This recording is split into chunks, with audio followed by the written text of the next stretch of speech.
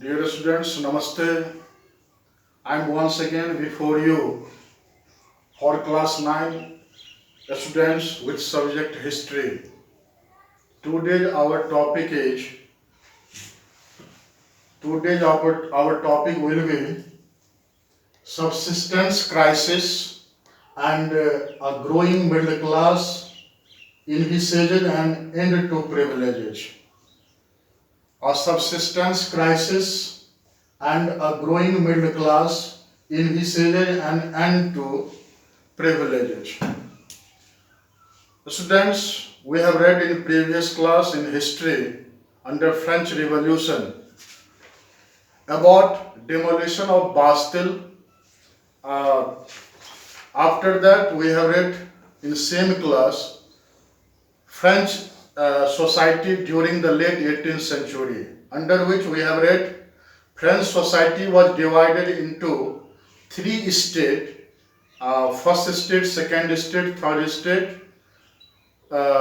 Members of first two states were clergy and nobility. They were some privileges by birth. They had some privileges by birth. The most important privilege of them was totally exemption to pay taxes to the state. हमने बताया था कि उनको बहुत सारे privilege मिला हुआ था मेंबर्स ऑफ टू स्टेट्स को, क्लर्जी और नोबिलिटी को, लेकिन उसमें सबसे जो महत्वपूर्ण प्रिविलेज था वह था कि they were totally exempted paying taxes to the state. ये उसमें महत्वपूर्ण था। इसके अतिरिक्त उसको और भी तरह के टैक्स लैवी करने का अधिकार मिला हुआ था। जैसे क्लर्जी को टाइल्स एक रिलीजियस टैक्स था, वो पेजेंट्स से वह तहसील करता था, और दूसरा जो नोबिलिटी था उसको एक टैक्स था फ्यूडल ड्यूज, जो वह पेजेंट से ही एक्सट्रैक्ट करता था। तो इस तरह से एक डिस्क्रिमिनेशन भरा समाज था। हमने जाना था कि अंडर द थर्ड स्टेट बहुत सारे मेंबर्स आते हैं समाज के, big businessman, merchants, court officials, lawyers, pageants and artisans, small pageants, landless labour and servants. ये सारे के सारे थर्ड स्टेट के अंतर्गत आते थे। और मैं आपको पिछले क्लास में इसके बारे में बताया है डिटेल्स में। जहां तक पेजेंट्स की बात थी, as far as peasants was concerned, peasants made up about 90% of the population. लेकिन विडंबना ये थी कि however only a small number of them owned the land they cultivated। बहुत कम ही ऐसे किसान थे जिनके पास अपनी जमीन थी जिस पर वह जोत करता था। कारण कि only a small number of them owned the land they cultivated, and about 60% of the land were owned by nobles, the church, and the other richer members of the third state। उस पर कब्जा 60% land पर कब्जा था, church का, richer members of the third state का, और इसके अतिरिक्त नॉवेल्स का। ये चीज उसमें हमें जोड़ना था, हमने जोड़ा। तो पिछले क्लास में इसको जानना था। आज का हमारा टॉपिक होने जा रहा है today's topic will be subsistence crisis firstly, and after that we shall read about a growing middle class envisaged and end to privileges। ये सबसिस्टेंस क्राइसिस क्या था? सबसिस्टेंस क्राइसिस हम फ्रेंच रिवॉल्यूशन के संदर्भ में यहां जान रहे हैं। यदि इस टर्म को एक्सप्लेन किया जाए तो ये जो था an extreme situation where basic means of livelihood are endangered. Subsistence crisis में क्या होता है? यह एक एक्सट्रीम सिचुएशन होता है जब जीविकोपार्जन का जो बुनियादी साधन है वह खतरे में पड़ा हुआ दिखता है, वह खतरे में आ जाता है। The basic means of livelihood, ये इंडेंजर्ड मालूम पड़ता है, ये इंडेंजर्ड दिखता है। तो उस जमाने में ड्यूरिंग द 18th सेंचुरी इस तरह की परिस्थिति कैसे पैदा हुई, इस चीज को हमें देखना है। सबसे पहले हमें देखना है, मैंने यहां लिखा कि the population of France rose from 23 million in 1715. In 1715 population of France was 23 million, and it had risen in 1789 28 million. इसका मतलब था कि ड्यूरिंग द 74 years पॉपुलेशन बढ़ करके हो गया 5 मिलियन पॉपुलेशन में इजाफा हुआ। माने 23 मिलियन से पॉपुलेशन बढ़ करके 28 मिलियन हो गया। तो एक ये वजह था कि बढ़ता हुआ पॉपुलेशन, इसका परिणाम क्या हुआ? This led to rapid increase the demand for food grains. इसका परिणाम क्या हुआ? जैसे ही पॉपुलेशन बढ़ा, पॉपुलेशन बढ़ने के साथ फूड ग्रेन्स का डिमांड में तेजी से बढ़ोतरी हुआ। फूड ग्रेन्स के डिमांड में तेजी से बढ़ोतरी हुआ और प्रोडक्शन ऑफ ग्रेन्स और डिमांड, इसमें कोई तालमेल नहीं था। डिमांड बढ़ता जा रहा था और फूड प्रोडक्शन ऑफ ग्रेन्स जो था उस रफ्तार में नहीं था, उस रफ्तार में उसका प्रोडक्शन नहीं, ग्रेन्स का प्रोडक्शन नहीं हो रहा था। Production of grains could not keep pace with the demand, माने जो डिमांड की गति थी उसके हिसाब से ग्रेन का प्रोडक्शन उतना ज्यादा नहीं था। नतीजा ये हुआ, so the price of bread which was the staple diet of the people of France rose rapidly. Bread का जो प्राइस था, ब्रेड क्या था? A staple diet of people of France, एक मुख्य भोजन फ्रांस के लोगों का। तो ब्रेड के प्राइस में बहुत तेजी से बढ़ोतरी हुआ, प्राइस बढ़ता गया और प्राइस के बढ़ने से क्या हुआ? और दूसरी बात थी, दूसरा पहलू था, most workers were employed as labourers in workshops में लेबरर के रूप में अधिकांश वर्कर्स एम्प्लॉयड था। Whose owner fix their wages, इधर प्राइस बढ़ता जा रहा था लेकिन उसके जो ऑनर था, वर्कर्स के जो ऑनर था, वर्कशॉप्स के जो ऑनर था, वह उसके वेज को फिक्स किए हुआ था, वह उस हिसाब से उसको बढ़ा नहीं रहा था। इसका परिणाम हुआ एज ए रिजल्ट। और दूसरी बात इसमें क्या था? The wages did not keep pace with the rise in prices.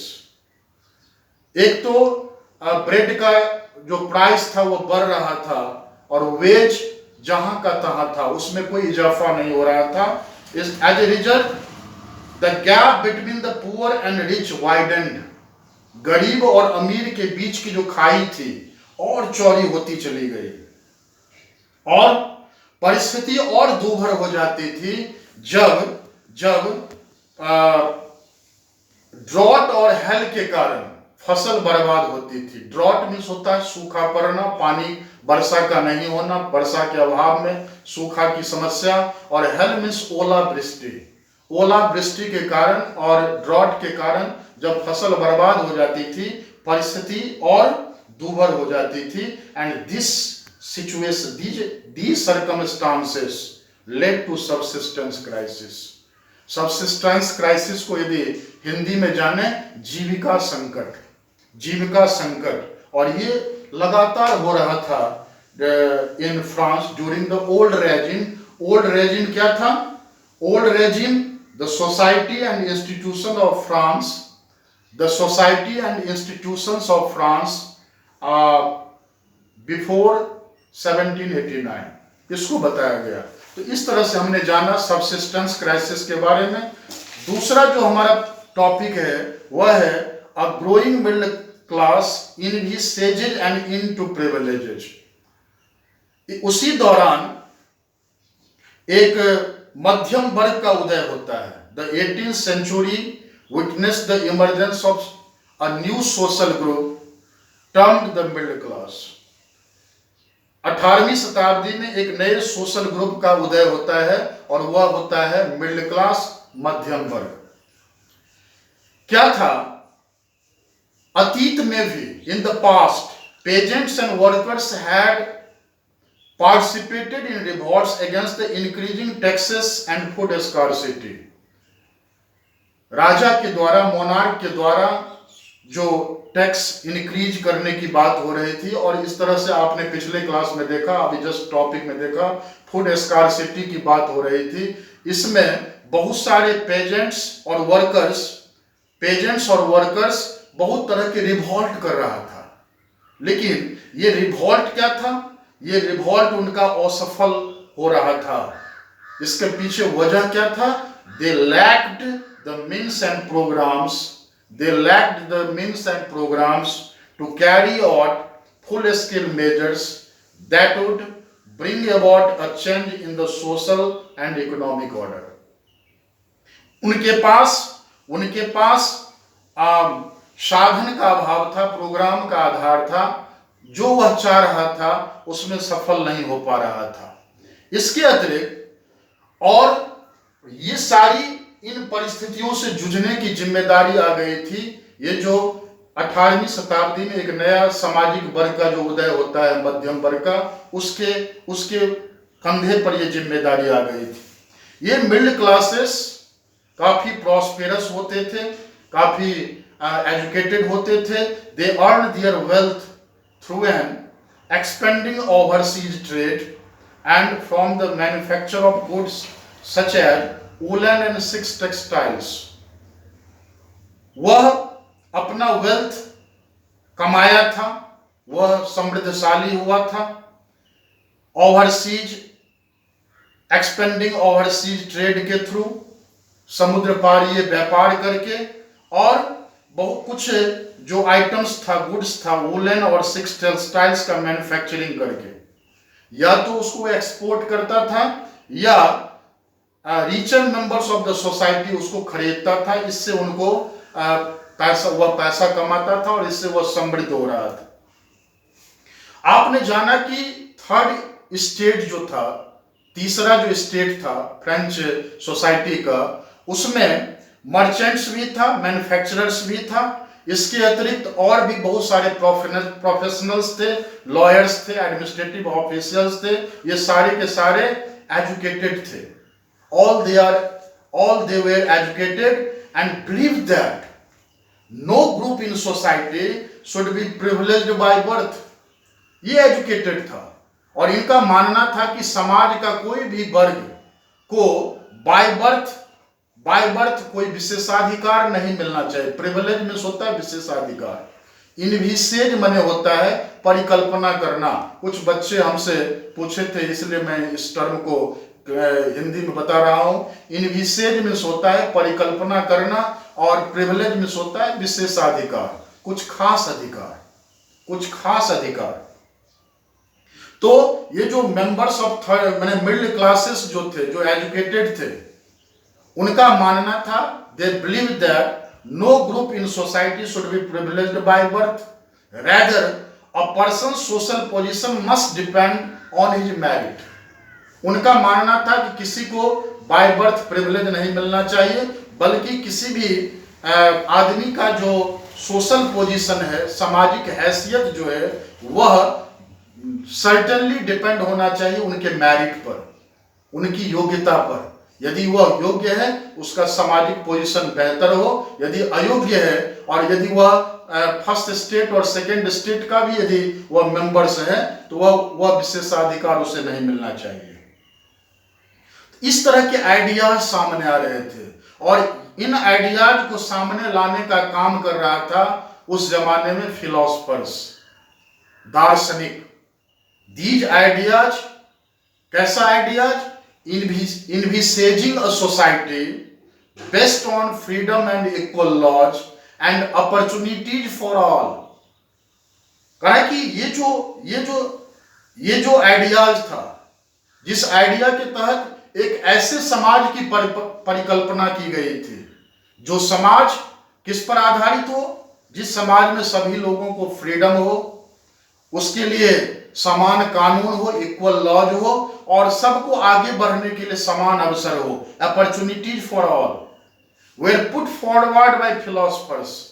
और उस फिलोसफर्स में जॉन लॉक था, जियों जैक्स रूसो जैसे फिलोसफर्स थे। जियों जैक्स रूसो जैसे फिलोसफर्स थे जो उन आइडियाज को समाज में फैलाने का काम कर रहा था। और मिडिल क्लासेस जो एजुकेटेड वर्ग था, वह उस आइडियाज को ग्रहण कर रहा था और समाज में उसको स्प्रेड कर रहा था। अब है कि contribution of philosophers in French society, French revolution. Philosopher का क्या कंट्रीब्यूशन रहा फ्रेंच रिवॉल्यूशन में? In his 2 treatises of government, a book red bye John Locke. 2 treatises of government, एक किताब जो जॉन लॉक के द्वारा लिखा गया। John Locke sought to refute the doctrine of divine and absolute right of the monarch। उस किताब में the 2 treatises of government, उस किताब में जॉन लॉक ने क्या किया? Doctrine of divine and absolute right of monarch, इसका उन्होंने खंडन किया। डॉक्ट्रिन ऑफ डिवाइन क्या हुआ कि राजा के पास दैवीय अधिकार होता है, राजा को देवतुल्य माना जाता है समाज में। राजा ने जो बता दिया, जो आदेश दे दिया, जिस तरह का फैसला कर दिया, वह सर्वमान्य फैसला है। लोग समझते थे कि राजा यदि बोलता है तो भगवान बोल रहे हैं। तो ये जो डॉक्ट्रिन ऑफ डिवाइन, और दूसरा था एब्सोल्यूट राइट ऑफ मोनार्क, राजा के पास असीम शक्ति था, बहुत सारे अधिकार था। इसका उन्होंने खंडन किया। उसी आइडिया को आगे बढ़ाने का काम किया Rousseau carried the idea forward, और उन्होंने उनके हिसाब से क्या था? Proposing a form of government, Rousseau proposing a form of government based on a social contract, between people and their representatives. Social contract Rousseau के द्वारा, फिलोसफर रूसो के द्वारा लिखी गई किताब।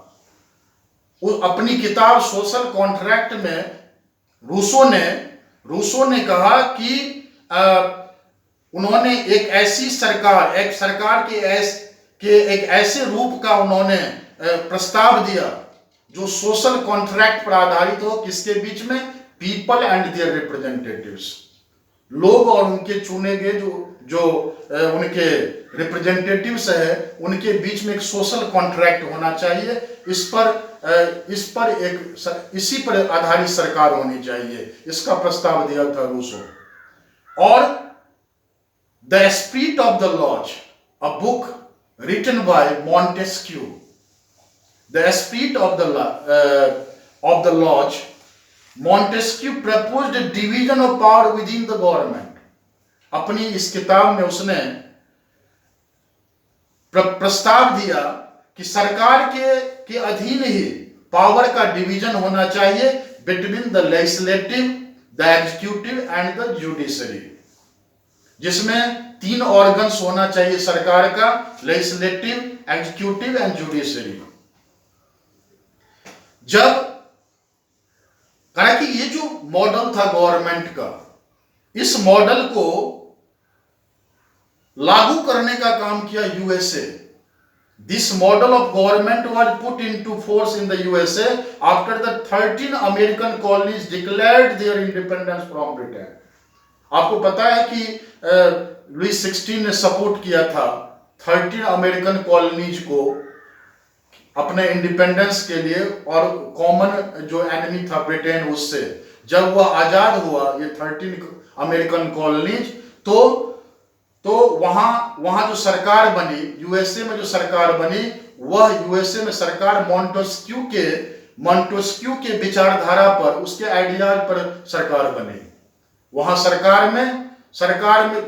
सरकार के पावर को 3 ऑर्गन्स में विभक्त किया गया। कहा कि इसके बाद the American constitution and it's guarantee of individual rights. आपने देखा कि अमेरिकन कॉन्स्टिट्यूशन, अमेरिका में जो कॉन्स्टिट्यूशन बना और उस कॉन्स्टिट्यूशन में इंडिविजुअल राइट्स की गारंटी सुनिश्चित किया गया। ये एक इंपॉर्टेंट एग्जाम्पल था किसका? पॉलिटिकल थिंकर्स इन फ्रांस के पॉलिटिकल थिंकर्स का ये आइडियाज था और इसको फॉलो करने का काम किया अमेरिका की सरकार ने, यूएसए की सरकार ने। कहा कि इस तरह से इन फिलोसफर्स के आइडियाज को जहां लोग एक साथ बैठते थे, चाहे सैलॉन्स में हो, कॉफी हाउसेस में हो, उनके आइडियाज पर काफी डिस्कस होता था, सघनता पूर्वक इंटेंसली उस पर डिस्कस किया जाता था और उनके आइडियाज को लोगों के बीच में बुक्स और न्यूज़पेपर्स के माध्यम से भी फैलाने का काम हो रहा था। कहा कि जहां कहीं भी लोग समूह में रहते थे तो उन लोगों को ध्यान में रख करके, जो लोग इलिटरेट थे, जो ना पढ़ सकते थे ना लिख सकते थे, उसको ध्यान में रख करके उनको सुनाने का काम किया जाता था। लोग जोर जोर से पढ़ते थे और वो लोग सुनते थे और इस चीज को समझते थे। इसके अतिरिक्त जब ये न्यूज लोगों को पता चला कि लुई 16 प्लानिंग कर रहा है फर्दर टैक्स इंपोज करने का और उनका जो एक्सपेंस है उस एक्सपेंस को मीट करने के लिए, इससे लोगों में और क्रोध पैदा हुआ, लोगों में एंगर और प्रोटेस्ट पैदा हुआ against the system of privileges. आज हम लोग यहीं तक रखेंगे। अगले क्लास में फिर हम आपसे मुलाकात करेंगे और उसके बाद वह टॉपिक होगा the outbreak of the revolution. आज के लिए इतना ही। आप होमवर्क नोट कर लेंगे। आज का होमवर्क होगा, पहला होमवर्क है describe about the subsistence crisis in the pretext of the French revolution. पहला होमवर्क है describe about the subsistence crisis in the pretext of the French revolution. और दूसरा होमवर्क है based on topics just we have read, mention the role of the middle classes and philosophers in the French Revolution. Mention the role of the middle classes and philosophers in the French Revolution. आज के लिए बस इतना ही। Thank you. Thanks a lot.